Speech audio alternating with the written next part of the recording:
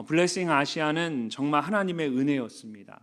12일이라는 짧은 시간 동안 대만, 미얀마, 태국, 베트남에 있는 7가정의 파송 선교사님들을 직접 찾아가서 만나고 또 마지막 3박 4일 동안은 함께 모여 수련회를 하는 일정이었습니다. 중간에 단 한 가지 일정이라도 어긋나게 되면 남은 모든 일정이 어려워지는 그런 꽉 짜여진 일정이었습니다. 그런데 너무나 감사하게도 제 마음에 염려나 걱정이 하나도 없었습니다. 실제로 인천공항을 출발할 때 우리 모든 비행 일정을 스케줄을 잡아준 여행사 지사님이 직접 인천공항에 찾아오셨어요. 그러면서 그분은 계속 마음이 계속 걱정이 되는 거예요. 목사님, 태풍이 온다는데 일정이 하나 비행기가 지연되거나 어긋나면 그 다음 일정을 어떻게 해야 될지 정말 모르겠습니다. 그분이 정말 걱정하시고 염려하시더라고요. 첫 번째 일정으로 밤늦게 이제 자정이 넘어서 대만에 도착을 했는데 정말 태풍이 대만으로 이렇게 올라오고 있다라는 것입니다. 다음 날 모든 일정을 마치고 밤늦게 이제 숙소로 돌아가는데 낮부터 불어오기 시작한 바람과 비가 더 거세지고 있었습니다. 태풍이 더 가까워지고 있다라는 것을 그대로 느낄 수가 있었습니다. 그런데도 염려가 하나도 되지 않았습니다. 얼마나 많은 성도님들이 이 블레싱 아시아 사역을 위해서 기도하시고 있는지 잘 알고 있었기 때문입니다.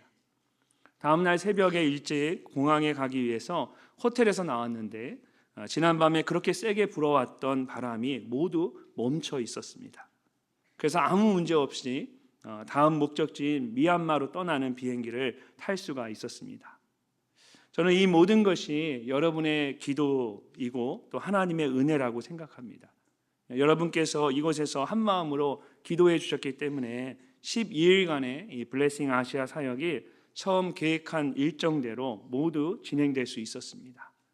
기도와 헌신으로 함께해 주신 모든 성도님들께 다시 한번 감사를 드립니다. 처음에 블레싱 아시아를 하겠다고 했을 때 아시아에 계신 선교사님들이 굉장히 궁금해하셨습니다.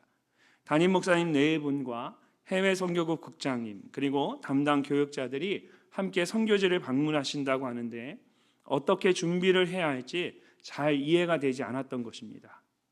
그냥 아무것도 하지 않으셔도 됩니다. 저희가 늘사랑의 모든 가족들을 대표해서 선교사님들을 직접 찾아가서 계신 곳에서 축복하고 기도해드리기 위해서 가는 것뿐입니다.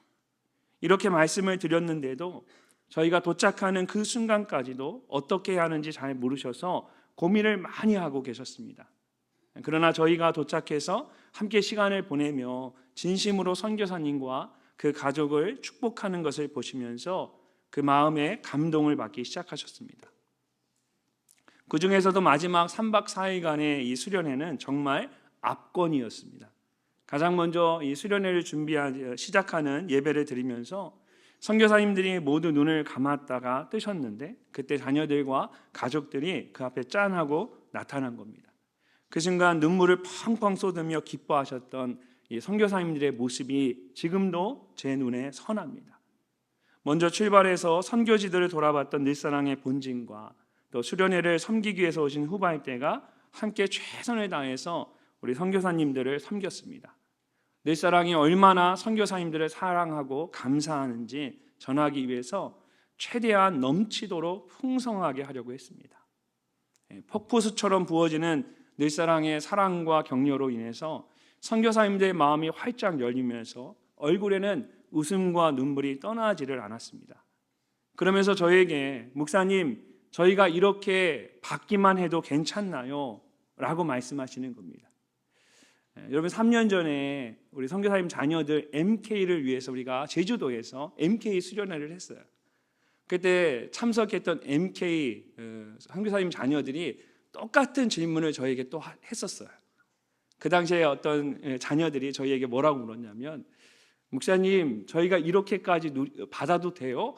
교회가 괜찮아요? 걱정을 하더라고요. 교회가 망할까 봐. 근데 부모님 선교사님도 이번에 갔더니 똑같은 질문을 하시는 거예요. 목사님, 저희가 이렇게 받아도 정말 괜찮나요? 너무 감사하고 행복해서 하시는 말씀이었습니다. 그러며 선교사님들을 향한 늘사랑의 사랑과 격려의 마음입니다. 마음껏 받으셔도 됩니다. 그렇게 3박 4일간의 수련회를 끝으로 블레싱 아시아의 사역이 모두 마쳐졌습니다.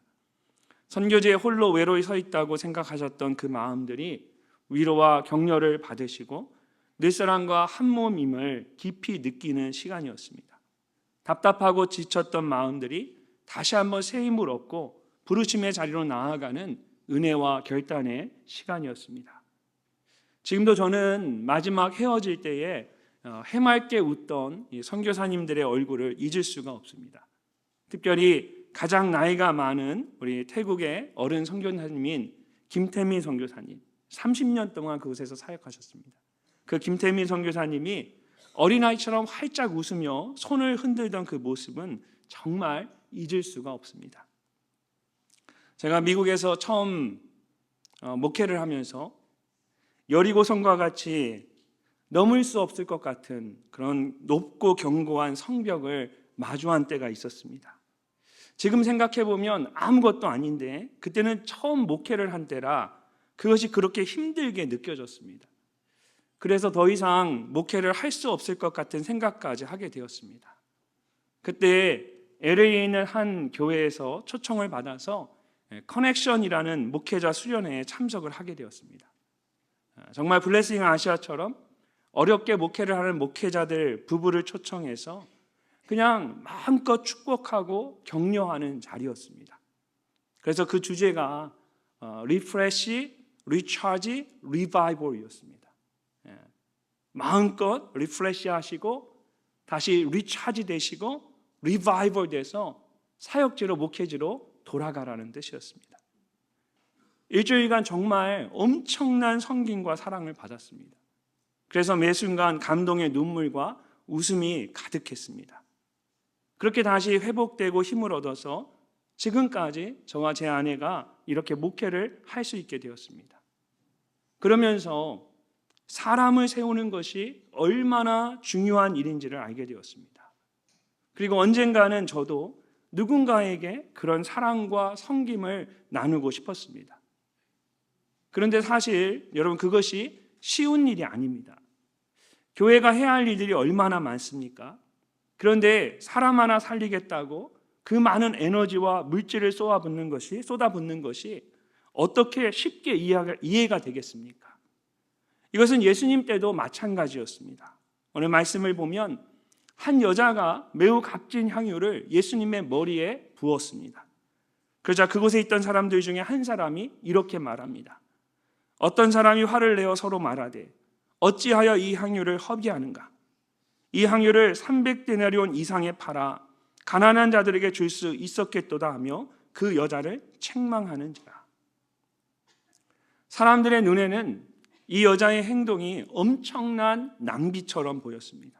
왜냐하면 이 사람이 말하는 것처럼 여자가 부은 향유가 300데나리온 이상이 되는 아주 값진 것이었기 때문입니다. 당시에 1데나리온이 성인 남성의 하루 일당이었으니까 1년 동안이나 생활할 수 있는 값비싼 향유를 한 번에 쏟아 부은 것입니다. 상식적으로 생각했을 때의 여자의 행동은 도저히 이해가 되지 않는 것이었습니다. 사람들이 말하는 것처럼 그것을 팔아서 가난한 사람들을 도와주는 것이 오히려 모두가 이해할 수 있는 가장 합리적인 모습이었을 것입니다. 블레싱 아시아뿐만 아니라 작년과 올해 계속해서 이 블레싱 사역들을 해오면서 제 안에 교회와 성도님들에 대한 깊은 감사가 있습니다. 만약 여러분들 중에 누구 한 사람이라도 오늘 말씀에 나오는 것처럼 말한다고 생각해 보십시오. 목사님, 이건 말이 안 됩니다. 상식적이지 않을 뿐만 아니라 합리적이지도 않습니다. 어떻게 그렇게 낭비할 수가 있습니까? 차라리 그것을 가지고 교회 안에 있는 또 이웃에 있는 어려운 사람들을 도와야 하지 않겠습니까? 블레싱 사역들은 너는 복이 될지라는 말씀을 따라 우리에게 주신 복을 가정과 삶의 자리, 복음의 현장과 교회 가운데 흘려보내는 것입니다. 그런데 만약 누군가가 이것은 낭비이고 어리석은 것입니다 라고 한다면 이렇게 마음껏 흘려보낼 수 없을 것입니다. 그런데 감사하게도 우리 늘사랑 공동체는 모두가 기쁨으로 동참해 주셨습니다. 나를 먼저 생각할 수도 있을 텐데 이 블레싱 사역들을 위해 아낌없이 헌신해 주셨습니다. 그래서 올해 이 블레싱 아시아도 여러분의 헌신과 기도로 큰 은혜 가운데 마칠 수가 있었습니다. 저는 절대로 이런 일들이 당연하다라고 생각하지 않습니다. 제가 직접 그 힘든 벽을 마주한 적이 있기 때문입니다. 그래서 여러분의 헌신과 기도가 얼마나 귀한 것인지를 누구보다 잘 알고 있습니다. 그리고 그런 귀한 공동체에서 목회를 하는 것이 얼마나 감사한지 모릅니다. 오늘 말씀을 보면 여자의 행동을 책망하는 사람들에게 예수님께서 이렇게 말씀을 하십니다. 예수께서 이르시되 가만두라. 너희가 어찌하여 그를 괴롭게 하느냐. 그가 내게 좋은 일을 하였느니라. 사람들의 눈에는 여자의 행동이 어리석은 낭비처럼 보였지만 예수님께서는 그렇게 생각하지 않으셨습니다. 오히려 그가 내게 좋은 일을 하였느니라 말씀하십니다. 사랑하는 성도 여러분, 세상 사람들의 보기에 어리석은 낭비처럼 보이면 어떻습니까? 예수님께서 정말 기뻐하시는 일이라면 조금 어리석어 보여도 괜찮지 않을까요? 요즘 하나님께서 저에게 계속해서 주시는 마음이 있습니다. 내가 조금만 손해를 보면 하나님께서 하실 수 있는 일들이 너무나 많다라는 것입니다. 우리의 개인적인 생각이나 욕심 때문에 하나님께서 하고 싶어 하시는 일들이 막힐 때가 얼마나 많습니까? 우리가 하나님 나라의 관점으로 조금만 더 크게 우리의 삶을 바라보면 하나님께서 우리를 통해 하실 수 있는 일들이 너무나 많습니다. 마지막 구절을 말씀을 보면 예수님께서 여자의 행동을 칭찬하시며 말씀하십니다. 내가 진실로 너희에게 이르노니 온 천하에 어디서든지 복음이 전파되는 곳에는 이 여자가 행한 일도 말하여 그를 기억하리라. 우리 늘사랑 공동체가 하나님께서 기뻐하시는 일들만 생각하고 그것을 위해 기꺼이 헌신하고 기도한다면 하나님께서 우리 모두를 이 여자처럼 기쁘게 받으실 줄로 믿습니다. 하나님께 아낌없이 부어드리는 저와 여러분이 되시기를 주님의 이름으로 축복합니다. 이번 주일에 한국 교회가 함께 모여 기도하는 12.7 연합 예배가 서울 광화문에서 있습니다. 혹시 사람들에게 세를 과시하는 인간적인 모임이 되거나 또는 좌나 우로 편향되어 있는 색깔을 드러내는 정치적인 모임이 되는 것이 아닌가라는 그런 우려가 있는 것을 저도 잘 알고 있습니다. 그럼에도 불구하고 함께 참여하기로 결정한 것은 그런 사람들의 생각과 상관없이 신앙의 기준과 가치를 바로 세우는 이 일이 그가 내게 좋은 일을 하였느니라고 말씀하신 것처럼 하나님께서 기뻐하시는 일이라는 확신이 있기 때문입니다. 사랑하는 성도 여러분, 동성애를 인정하는 차별금지법은 누군가를 사랑하고 사랑하지 않고의 문제가 아닙니다. 남자와 여자는 하나님께서 처음 세상의 모든 것을 창조하실 때에 세워놓으신 창조의 질서입니다. 하나님께서는 그냥 우리 모두를 마음대로 창조하지 않으셨습니다. 하나님께서 세우신 그 질서 안에서 우리 모두를 창조하셨습니다. 그렇기 때문에 동성애를 인정하는 것은 피조물인 인간이 창조주이신 하나님께서 세우신 질서를 깨트리는 것과 같습니다. 20년 전쯤에 저희 가족이 미국에서 뉴욕을 방문했을 때 대서양을 보기 위해서 바닷가에 간 적이 있었습니다. 그때 아이들이 다 어렸었는데 해변에서 처음으로 남자 두 사람이 서로 입을 맞추는 것을 보고 제가 깜짝 놀랐던 적이 있습니다. 아이들이 볼까 봐 아이들의 눈을 막 가렸어요. 그런 다음 몇 년 후에 버락 오바마가 미국의 대통령이 되고 동성애를 인정하는 차별금지법이 통과가 되었습니다. 그리고 나서 10년이 흘러서 제가 미국을 떠나기 전에는 주변에서 종종 이 동성애 커플을 볼 수 있게 되었습니다. 하지만 제 생각에는 그래도 어느 정도 거리가 있었던 것 같습니다. 그런데 제가 몇 달 전에 이번 여름에 미국을 방문하게 됐는데 불과 몇 년 만에 완전히 다른 세상이 되어 있었습니다. 시애틀에서 사역을 하고 있는 이 후배 목사님을 부부를 만났는데 사모님이 피아노로 박사학위를 받은 전공자였습니다. 근데 감리교단에 속한 대학에서 합창을 가르치게 되었는데 그냥 일반 대학이 아니라 감리교에서 세운 학교입니다.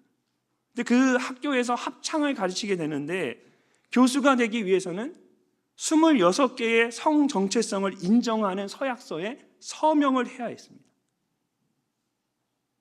거기에는 이 26개의 성 정체성에는 나는 데몬이다, 나는 사탄이다라는 성 정체성도 들어 있습니다.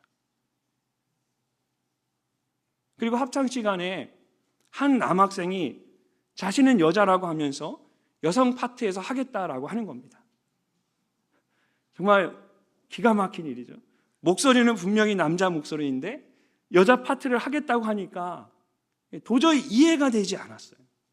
그런데도 본인이 그렇다고 하면 그렇게 하도록 해야만 합니다. 고등학생 딸이 있는데 어렸을 때부터 친하게 지낸 가장 친한 미국 친구가 있습니다. 근데 그 아이가 부모님의 동의 아래 성전환 수술을 받기 위해서 호르몬 주사를 맞고 있습니다. 목사님의 딸은 어려서부터 신앙 안에서 자랐기 때문에 그것이 잘못되었다는 것을 알지만 또 가장 친한 친구가 그렇게 하니까 뭐라고 할 수도 없는 겁니다. 여러분, 요즘 미국에 있는 학교에서는 학생의 부모님을 면담할 때에 함부로 아버님 오셨어요? 어머님 오셨어요? 이렇게 남편이나 아내라는 말을 하지 않는다고 합니다. 왜냐하면 예전에는 이 동성애만 생각해서 동성 커플이 부모로 학교에 찾아왔는데 지금은 남성과 여성이 서로 바뀐 이성 커플이 부모로 학교에 찾아온다는 겁니다. 스스로 여자라고 생각하는 남자가 가정 안에서 아내의 역할을 하고 남자라고 생각하는 여자가 남편의 역할을 하는 겁니다. 그래서 학적부에 예전에는 father, mother, 아빠, 엄마 이렇게 기록을 했는데 지금은 parents 1, parents 2라고 기록을 합니다. 그런 가정에서 자라는 아이들을 한번 생각해 보십시오. 불과 몇 년 사이에 이렇게 변해버렸습니다. 캘리포니아에서 목회를 하시는 목사님들과 제가 너무 큰 충격을 받아서 캘리포니아에 가서 거기에 있는 목사님들과 함께 목회자 컨퍼런스를 섬기면서 제가 받은 이 충격적인 일들을 이야기하며 대화를 하는데 그분들은 이미 지난 몇 년 동안 그 모든 일들을 겪고 계셨어요. 어떤 목사님께서는 이번 여름에 청소년 단기 선교를 함께 이제 다녀오셨는데 둘째 날, 첫째 날 밤이 지나고 둘째 날 아침에 한 남자아이가 일어나서 화장을 하고 있는 겁니다. 여러분 한번 상상해 보세요. 우리 박종성 목사님은 어떻게 대응할지 모르겠는데 수련회를 갔는데 같이 온 청소년 아이 한 명이 아침에 일찍 일어나서 기초 화장을 이렇게 하고 있습니다. 목사님도 놀라고 함께 갔던 부모님도 놀랐는데 아이가 이제 당황할까 봐 겉으로 표시를 내지 않고 나중에 시간을 내서 천천히 이야기를 나눴다고 합니다. 그랬더니 이 아이가 성 정체성을 갖고 혼란을 겪고 있는 것은 아니었어요. 그런데 학교에서 아이들 사이에 커밍아웃을 하면 영웅 취급을 받는 겁니다. 그래서 이 아이도 스스로 계속 그런 생각을 자기가 하다가 그러다가 자기도 모르게 자기에게 최면을 거는 거죠. 내가 여자가 아닐까? 내가 여자가 아닐까? 라는 생각을 스스로 하게 된 거예요. 저는 미국 사회가 그렇습니다. 아이들 사이에서 나는 남자인데 내 안에 여성의 정체성이 있어, 여자의 정체성이 있어. 그거를 아이들 앞에 이렇게 쫙 이야기하는 게 미국 청소년 사이에서는 굉장히 쿨한 걸로, 멋진 걸로 보여지고 있다는 거예요.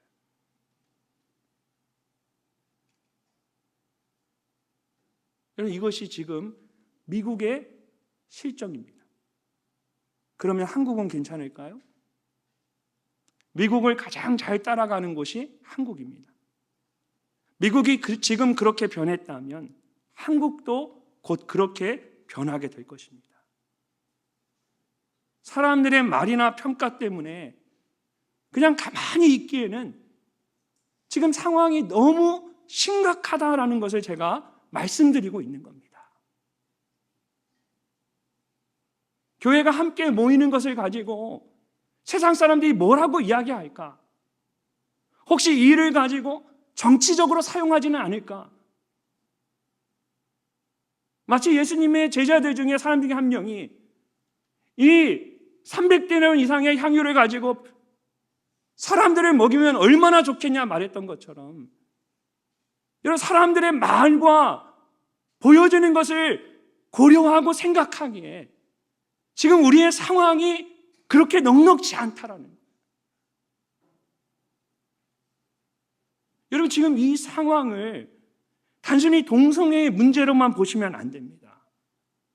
에베소서 6장 12절에 사도 바울이 우리의 씨름은 혈과 육을 상대하는 것이 아니요 통치자들과 권세들과 이 어둠의 세상 주관자들과 하늘에 있는 악의 영들을 상대함이라고 말한 것처럼 이것은 악한 영과의 영적 싸움입니다. 절대로 동성애의 문제로만 끝나지 않습니다. 공중의 권세 잡은 악한 영들은 함께 연합해서 아주 지묘하게 하나님께서 세우신 영적인 질서들을 하나씩 무너뜨리려고 할 것입니다. 그렇기 때문에 모든 교회와 성도가 연합해야 합니다. 그렇지 않으면 이 마지막 영적 싸움에서 절대로 우리가 승리할 수가 없습니다. 무엇보다 우리의 다음 세대 자녀들을 위해서라도, 그들을 위해서라도 함께 연합해서 이 신앙의 마지막 마지노선을, 이 기준을 우리가 반드시 지켜내야 합니다. 그런 의미에서 저는 이번 주일에 한국 교회가 함께하는 이 12.7 연합예배가 아주 중요하다고 생각합니다. 누군가가 악한 의도로 선동을 당하거나 정치적인 집회가 되어서는 안 됩니다. 또한 한번 모여서 기도하고 끝나는 이례적인 모임이 되어서도 안 됩니다. 정말 다음 세대 자녀들을 위해서 간절히 기도하는 기도의 자리가 되어야 합니다. 이례적인 행사로 끝나지 않고 이 일을 통해서 한국 교회 가운데 정말 가슴을 치며 회개하는 일들이 불과 같이 일어나야만 합니다. 그래서 코로나로 인해서 침체되어 있던 한국 교회가 다 함께 일어서는 영적인 전환점이 되어야 합니다. 그것이 하나님께서 가장 기뻐하시는 것입니다. 여러분, 우리 자꾸 이것저것 생각하지 맙시다. 그 여자가 사람들의 생각과 무엇이 합리적이고 이성적인지 생각했다면 예수님께 그 향유를 쏟아부을 수 있었겠습니까? 우리가 블레싱 사역을 하는 것과 12.7 연합예배를 드리는 것도 다 똑같습니다. 왜 목사인 저에게 많은 생각과 염려가 없겠습니까? 더 귀한 일에 우리의 에너지를 쓰고 싶은 마음이 없겠습니까? 그럼에도 불구하고 우리가 이 일을 해야 하는 일은 그가 내게 좋은 일을 하였느니라, 주님의 그 음성을 듣고 싶은 것. 우리에게 무엇이 더 필요하겠습니까? 늘사랑 교회는 선교사님을 위해서 정말 많은 것을 쏟아붓더라, 그런 칭찬과 격려가 필요하십니까? 늘사랑 교회는 12.7 연합예배에 가서 깨어 기도하더라, 사람들의 인정을 받기 위해서 우리가 이렇게 하는 겁니까? 저는 아니라고 생각합니다. 우리가 이렇게 하는 이유는 그가 내게 좋은 일을 하였느니라, 이것이 주님이 가장 기뻐하시는 일임을 우리가 알기 때문입니다. 복음이 전해지는 곳마다 주님께서 우리의 이름을 기억해 주실 겁니다. 그거면 충분하지 않겠습니까? 그렇게 하나님만을 기쁘시게 하는, 그가 내게 좋은 일을 하였다, 그 음성만 바라보고 나아가는 우리 모두가 되시기를 주님의 이름으로 축복합니다.